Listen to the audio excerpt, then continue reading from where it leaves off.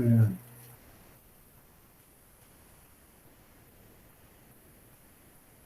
então, né, esse trabalho,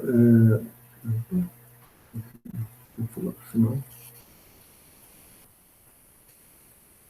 Então, foi um trabalho baseado no nosso trabalho que foi desenvolvido na DFP, né, nós fizemos essa apresentação. E, então, basicamente, a estimulação elétrica, que o nosso objetivo principal, o nosso foco era o movimento dos membros inferiores, né, a reabilitação dos membros inferiores, mas ele também causa melhorias em todo o sistema orgânico da pessoa com lesão medular. Por exemplo, né, nós trabalhamos com pessoas com tetraplégicas e paraplégicas.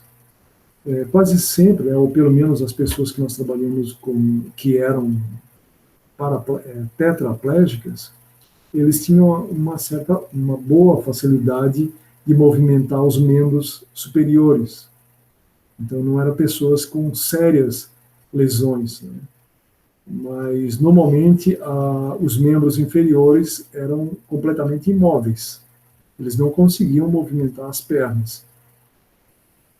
E, então, o nível de lesão realmente está relacionado com o nível, com qual a vértebra que sofreu a lesão. Eu não sei se nesses slides aqui eu tenho um esqueleto, mas depois eu vou mostrar para vocês. A minha tese tem um esqueleto humano, mostrando, dependendo do nível da lesão, onde está. Acho que não estou apresentando aqui. Onde está? Acho que estou apresentando. Acho que estou apresentando aqui. Não sei onde é que está isso. Então, nós temos vários problemas em que a estimulação elétrica promove melhorias, né? Por exemplo, o primeiro que, a princípio, a gente procura, né, que é o movimento da perna, e o movimento da perna, o que ele causa? Causa fortalecimento da musculatura. No momento que ele melhora o fortalecimento da musculatura, ele também melhora a circulação sanguínea também. Se a musculatura está funcionando, está fazendo esforço, melhora a fixação de cálcio. E se a perna está funcionando, também melhora a musculatura do abdômen também. Então a bexiga passa a funcionar melhor, o intestino passa a funcionar melhor. Então é uma coisa bastante complexa, né? E que a estimulação elétrica causa muita melhoria para isso.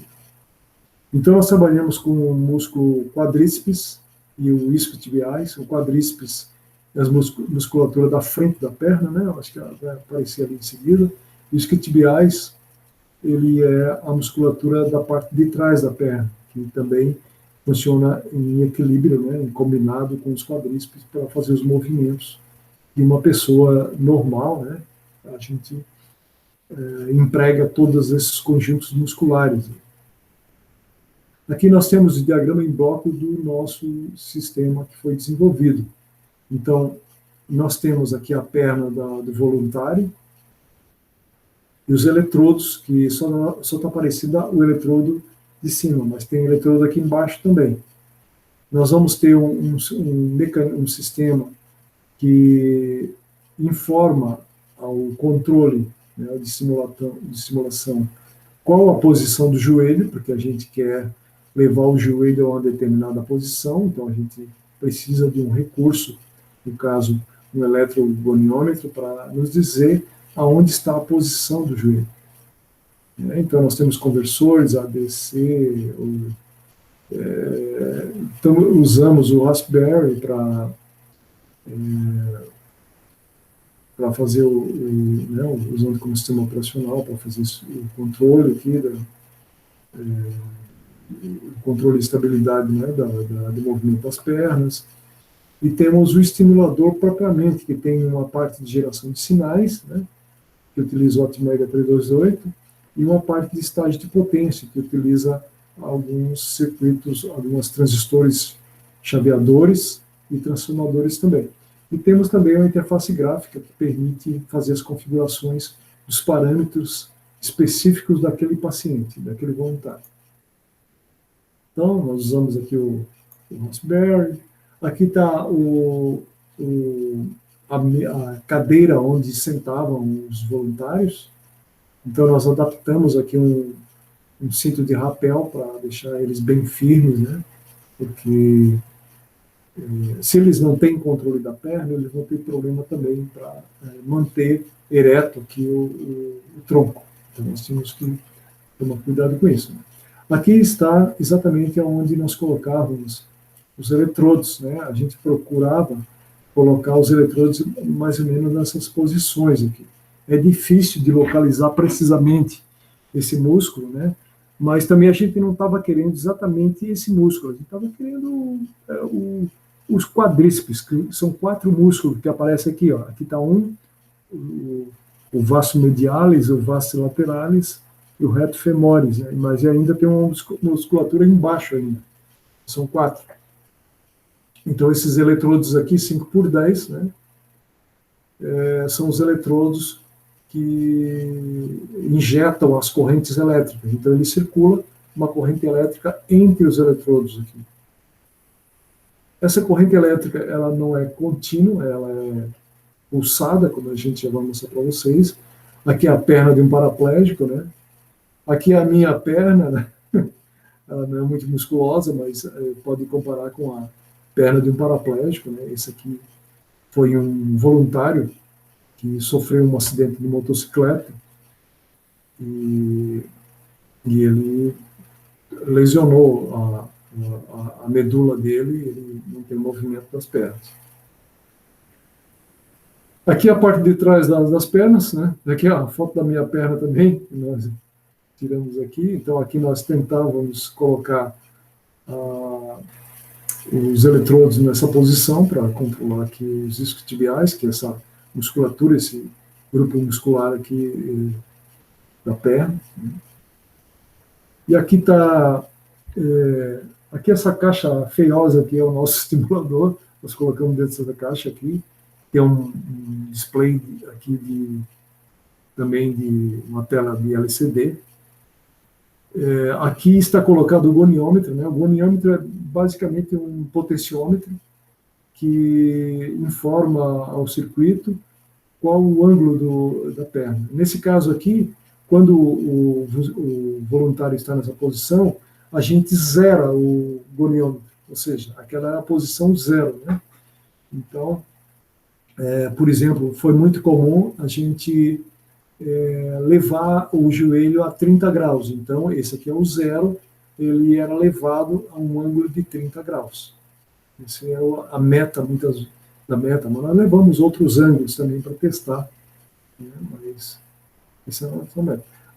Esse aqui é o nosso display, e a gente entrava com esses dados do K e o TC, que eram os 2 parâmetros que nós tínhamos, que era de estabilidade do controle, né? E aí nós tínhamos aqui as informações, né, que a gente obtinha. A gente podia regular aqui, esse era um botão que regulava o isquiotibiais, né, a gente colocava, por exemplo, 10% da tensão que era aplicada no quadríceps era aplicada em 10% ou menos no isquiotibiais, né? Porque isso era fundamentado dentro da literatura que eu consultei. Aqui, novamente, nós temos a perna de um voluntário, né? Aqui os eletrodos, normalmente a gente colocava embaixo dessas fitas essas fitas que, fita, como é que chama isso aqui? Então a gente colocava velcro. Aqui porque velcro, isso. Porque senão a pessoa acaba suando e aí descolava o eletrodo, né? Então aí descaracterizava no nosso teste. Então a gente usava, normalmente costumava colocar o eletrodo embaixo da fita de velcro. Aqui está a forma de onda que aparecia, que nós temos ali, pode ver que tem um osciloscópio aqui fazendo a leitura, né? Então nós limos isso aqui a tensão aplicada ao quadríceps. Então, vocês podem ver que é uma tensão que a gente chama de bifásica, né?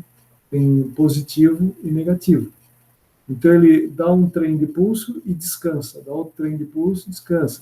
Isso é necessário devido às características fisiológicas da musculatura. Então, tem toda uma fundamentação teórica que a gente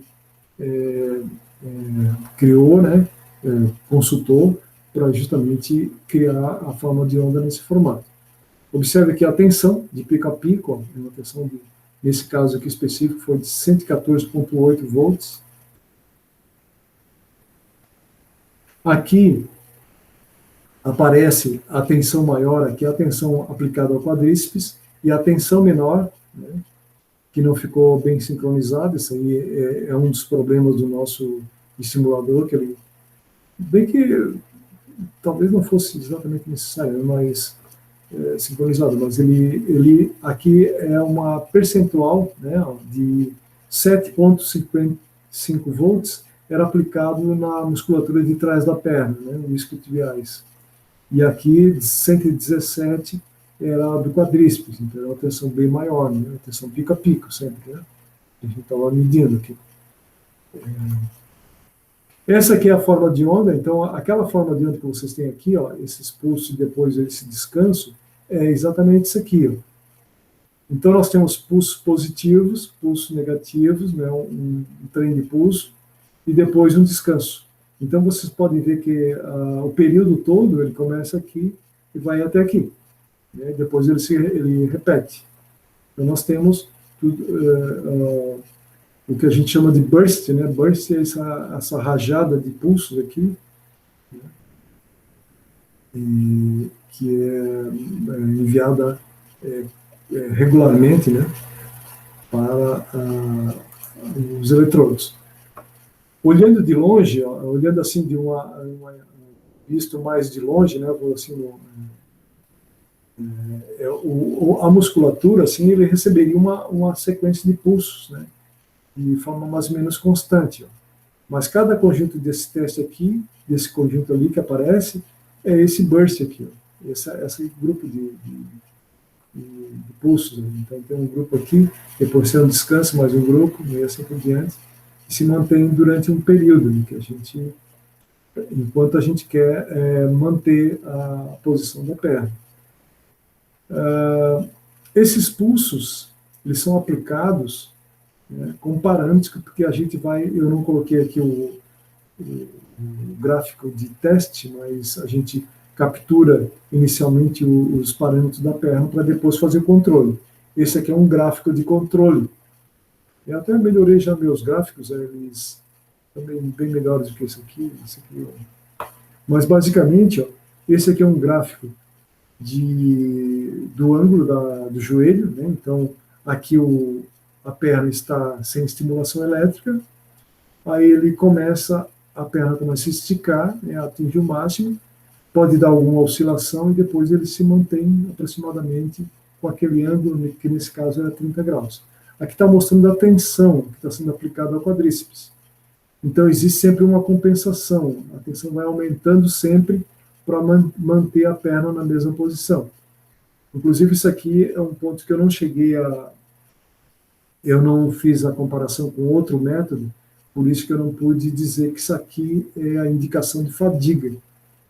Eu precisava ter usado um método já consagrado para confirmar que isso aqui era uma fadiga. Então, eu acabei não podendo falar sobre isso na minha tese. Aqui, ó, aqui é uma perna que estabilizou, né? Aplicamos a tensão e a perna estabilizou em um determinado ângulo, aproximadamente 30 graus. Aqui. Esse aqui é um exemplo de uma perna que não estabiliza. Então, foi capturado os parâmetros, tal, mas a perna não estabiliza. Possivelmente porque aquele nosso modelo lá de um filtro passa-baixa não é suficiente para modelar essa musculatura aqui. Não conseguimos o controle da perna. Mas algumas vezes acontecia isso mesmo. A gente aplicava na perna direita e controlava, ou aplicava na perna esquerda e controlava, na direita não controlava. Algumas vezes as duas pernas controlavam de maneira bem precisa, né?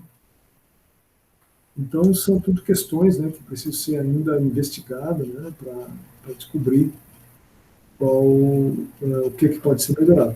Aqui está mostrando, né, uma fração, aqui está a mesma tensão que era aplicada no quadríceps, era aplicada no isquiotibiais, só porque é uma fração, né? Aqui deu em torno de 80 volts, aqui está em torno de 6 volts, né? Então, é uma fração da tensão, né? Porque a literatura também diz que, normalmente, os movimentos, o isquiotibiais pode... eu não me lembro agora exatamente da teoria, mas ele diz mais ou menos que o isquiotibiais costuma ter em torno de 10%, dependendo do movimento, né? Em torno de 10% da força na musculatura do quadríceps. Então, a gente, baseado nessa teoria, a gente aplicou uma fração na musculatura justamente para ver qual a estabilidade que acontecia, né? Nesse caso aqui é um teste de fadiga. O teste de fadiga a gente aplica a tensão pelo menos 1 minuto, né? Aqui nós aplicamos em 90 segundos, né? Deu 1 minuto e meio aproximadamente. Aí já começou a oscilar a perna da pessoa. A gente desligou aqui nesse momento. Aqui sou eu, para vocês não me conhecem, né? Esse aqui é o Júlio, o meu colega lá que está fazendo mestrado agora, né? E esse aqui é um dos voluntários, né? Esse senhor aqui, ele foi atropelado, né? Ele ficou tetraplégico por causa do atropelamento. Ele estava andando de bicicleta e foi atropelado e ficou com essa lesão. Aqui nós temos alguns links que eu acho que, eu não sei se vai aparecer para vocês, de alguns testes que eu coloquei. Está aparecendo a janela para vocês? Está aparecendo. Ok. Esse aqui, ó. Esse aqui é um militar, tá? Ele é um militar, ele é natural de Curitiba, mas ele trabalhava aqui em Florianópolis, aqui em São José, na grande Florianópolis, né? Ele era um militar, um policial da Polícia de Santa Catarina. E eles estavam instalando uma impressora no teto da viatura que eles trabalhavam. E só tinha os ferros da estrutura da impressora instalado no teto. Eu não imagino como é que era esse negócio, mas ele disse que era no teto.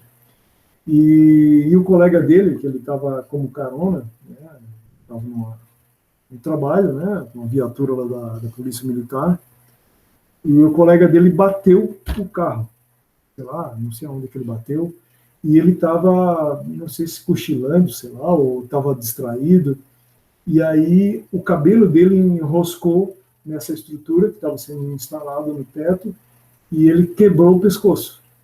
Ou seja, ele é tetraplégico por causa disso. Então ele não tem nenhum movimento nas pernas, né? E parcial. Tu pode ver que a mão dele é meio estranho, assim, né? Ele não consegue, ele consegue até pegar um copo, levar água na boca, mas meio deficiente, assim, né? Vocês podem ver que normalmente o abdômen tende a distender, né? Justamente porque a pessoa não tem mais força na perna. A perna dele, ainda que ele já tivesse com a lesão já há uns 3 ou 4 anos, a perna dele era extremamente pesada, né? E mais grossa que as minhas pernas, né? Incrível, nunca vi um paraplégico com a perna tão grossa assim.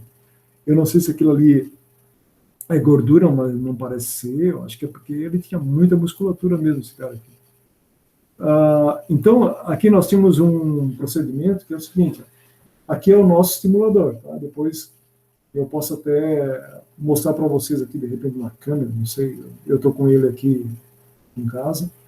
Então, aqui são 2 ventoinhas para ventilar as placas que estão aqui dentro, né? E aqui a entrada do ADC para a leitura do goniômetro. A estimulação saía por trás, tá? E vinha nos eletrodos que estão colocados aqui na perna dele. Você pode ver 2 eletrodos. A gente fazia uma perna por vez, né? Porque nós só estávamos utilizando uma placa, duas placas. Uma era para o quadríceps e outra para o isquiotibiais. Nesse caso aqui, a gente só está testando com ele no quadríceps, que é a musculatura aqui de cima, né? Então, normalmente a gente coloca a perna apoiada em alguma coisa para não forçar a circulação sanguínea da perna, né? E a gente solta a perna para fazer o teste, né?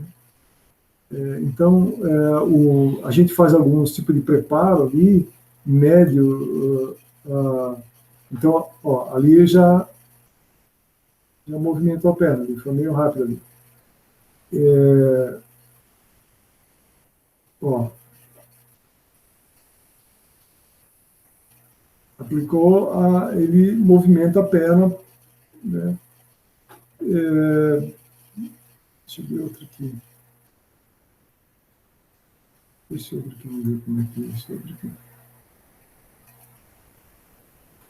Vocês conseguem ver o som também? Não, só o vídeo. Só o vídeo, né? Aqui, ó, esse cara aqui, ele sofreu um acidente de helicóptero. Ele era um cara meio grandão, assim, pesado, e o helicóptero que ele estava caiu e ele sofreu um amassamento da vértebra, por isso que ele ficou paraplégico, né? Então agora nós temos uma contagem aqui na cronometragem que, ó, aqui é o movimento da perna dele, ó, controlado pelo nosso sistema. E o objetivo era manter naquela posição. Aí, no momento a gente tentava manter pelo menos por 30 segundos para ver se o sistema compensava e conseguia manter a perna na posição. Então nós não procuramos fazer os movimentos funcionais, né? A gente não fez isso, até porque eu não tive muito tempo assim para terminar todo o meu trabalho, né? E meu prazo de afastamento também tinha encerrado, então eu fiz alguns testes somente, né? Então tem muita coisa para ser feita. Esse meu colega lá, que está fazendo mestrado, que eu estou orientando o trabalho dele, ele tem muita coisa para fazer, né? Nós descobrimos várias limitações, coisas que a gente poderia ter melhorado, mas que eu não tive tempo. Então eu estou repassando com ele, discutindo com ele essas questões.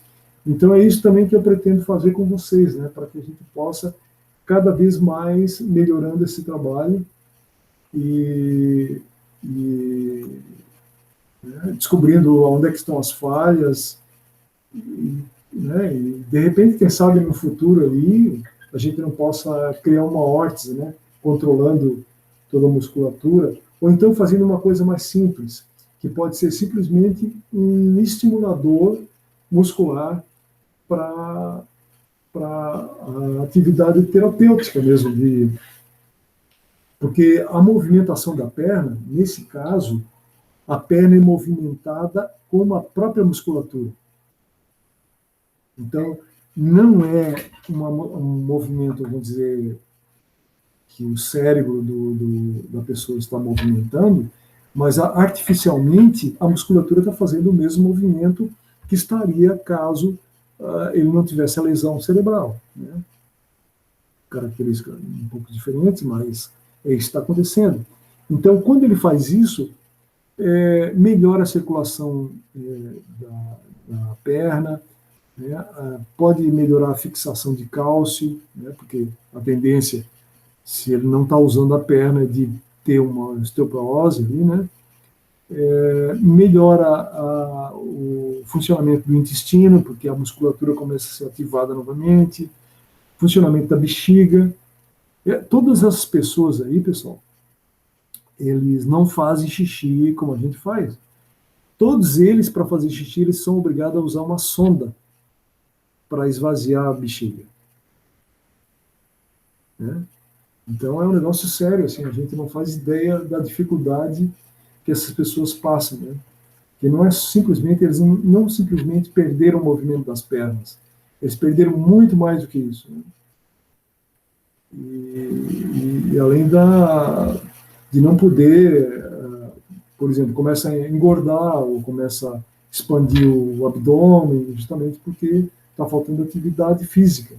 E essa estimulação elétrica, ela pode, não vai ser a mesma coisa que uma pessoa normal, mas ela pode melhorar bastante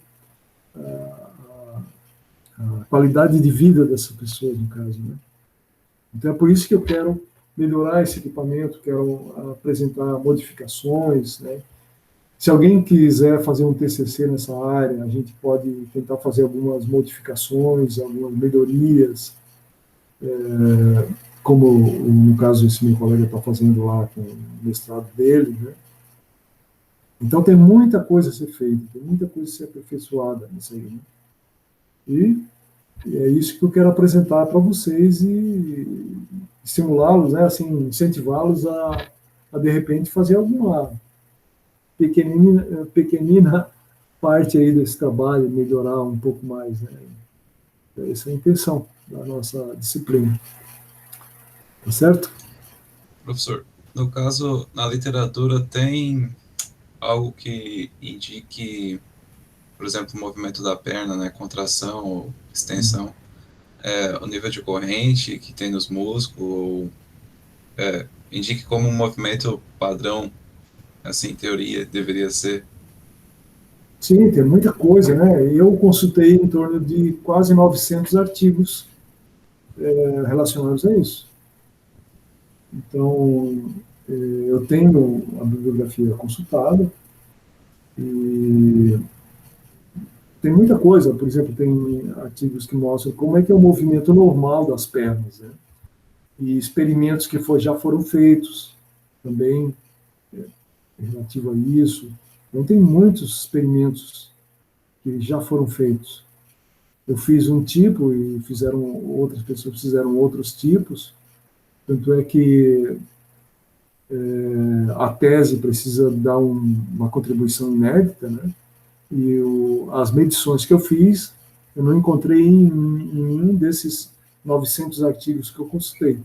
Então eu fiz alguma coisa diferente, né? Acrescentei alguma coisa. Esse é o objetivo do doutorado. Mas tem muita coisa a ser feita, né? Nesse trabalho. E só pelo fato de apresentar para vocês, a gente vai já identificando muitas coisas. E de repente vocês podem me dar uma mão, né? Podem fazer ou quem sabe pesquisando, ou quem sabe modificando alguma coisa ali, de programação, ou sei lá. A gente pode fazer muita coisa, ou pesquisando alguma coisa na parte de chaveamento ali dos transistores, de repente achar um outro transistor, ou ver outros transistores que podem ser melhor naquela situação, sei lá. A gente pode fazer alguma. Ver o que, é que dá para a gente fazer, né? Não estou assim esperando, até por causa da nossa condição,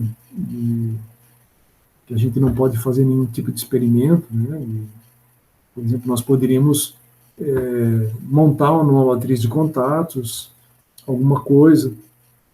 Até tem o Visir, que a gente pode fazer alguma coisa também, né? Eu já conversei com o pessoal lá do IFES que trabalha com Visir, então se a gente precisar fazer algum teste, algum experimento, nós podemos verificar a possibilidade de implementar algum circuito para a gente fazer um teste também. Então, tentar ver o que é possível fazer. Então, é uma disciplina, assim, que é vamos dizer assim, não é uma disciplina formativa, né, ou, assim, de fundamentação. Vocês vão utilizar o que conhecem, mais o que eu vou passar para vocês, para a gente procurar entender como é que se pode trabalhar nessa área de conhecimento, né, de simulação elétrica, e ver o que, de repente, vocês podem contribuir aí nesse trabalho, né, ver o que é possível fazer.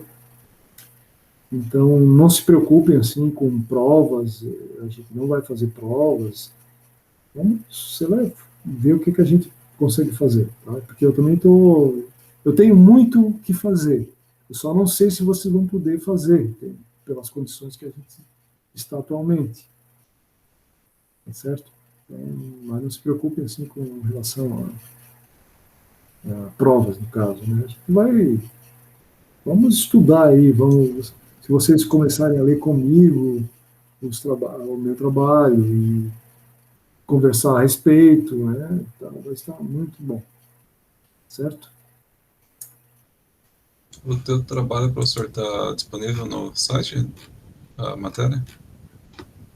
Sim, tem o site que eu mostrei para vocês aqui, né, mas Sim. eu não está, a minha tese não está lá, mas se vocês buscarem pelo meu nome, né, vocês vão achar, deixa eu ver. Mas eu vou colocar lá, eu vou colocar a tese lá também para você dar uma lida, os livros que eu pesquisei, e também os artigos, eu posso botar tudo lá para a gente, eventualmente, se precisar, né, a gente pode consultar.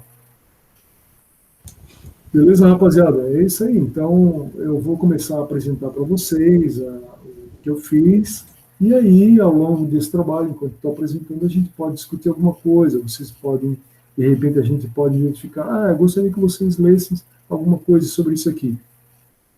E depois me apresente e tal. Vamos conversar a respeito disso aí.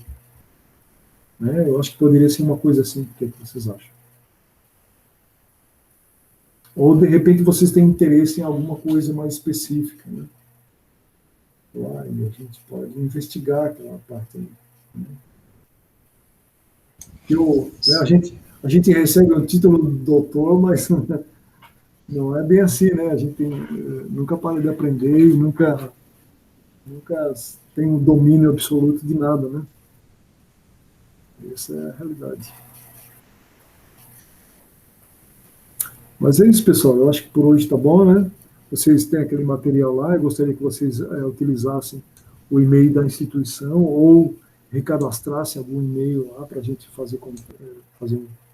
Né? Tem lá no CIGA também tem como é que é o nome daquele negócio? Um chat. Não sei se vale a pena fazer alguma coisa por lá, ou se vocês querem fazer ali pelo WhatsApp alguma coisa, caso precise conversar comigo. Aí eu não sei. A gente vai descobrindo aí enquanto o semestre vai transcorrendo, né? Mas, de qualquer forma, tem os horários das nossas aulas, que ainda vai ter na sexta-feira também, né? Às 6h30. E ainda tem 2 horários de atendimento, que eu não divulguei, mas está no meu horário, e está disponível também,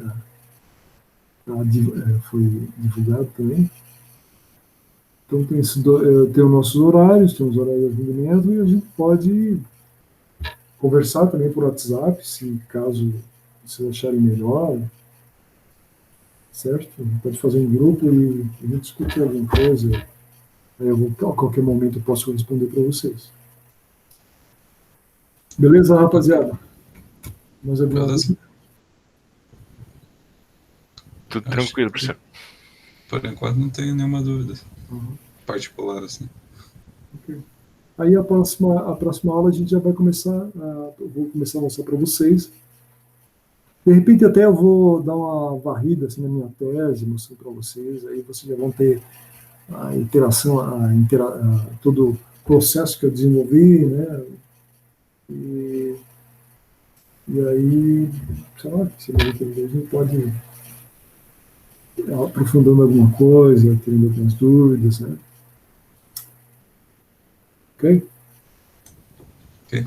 Espero que vocês se interessem pelo assunto, né? Que fique agradável da gente trabalhar aí. Eu acho que esse é o objetivo, né?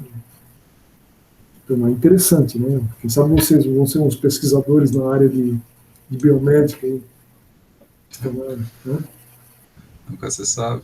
Nunca se sabe, claro. Exatamente. Ok, pessoal. Tá. Então, obrigado aí pela presença de vocês, pela participação de vocês. Até mais. E na sexta-feira a gente se encontra novamente, ok? Sim, 8h40, né? 8 não, o da sexta-feira, eu tenho aqui o horário, 6h30. 6h30. Dá uma conferida aí para ver se é isso mesmo, porque pelo horário que eu recebi, Ah, sim. É. Hoje seria 8h40, né? E a de sexta-feira é 6h30. É isso mesmo. É isso mesmo? Tá, beleza, então. E vamos ver se aparece mais um colega. Eu tenho 3 matriculados. De repente aparece um outro colega aí de vocês. Aí. Vocês dois se Sim, conhecem? Vocês dois se Sim. conhecem? Conhecem? Sim, a gente é da mesma turma, a gente entrou no mesmo semestre. Ah, entendi. É. Não, porque hoje o pessoal está entrando aí. Não se conhece, bem que vocês entraram antes, né? Foi antes da pandemia, né? Mas o pessoal que está entrando hoje não se conhece. Verdade. É triste, né? É triste, mas é verdade. Tá bom, então, rapaziada. Obrigado aí pela presença de vocês. E a gente conversa na sexta, então. Ok? Tá bom, professor. Ok. Um abração. Boa noite e até sexta. Até sexta. Boa noite para vocês. Tá certo. Até sexta.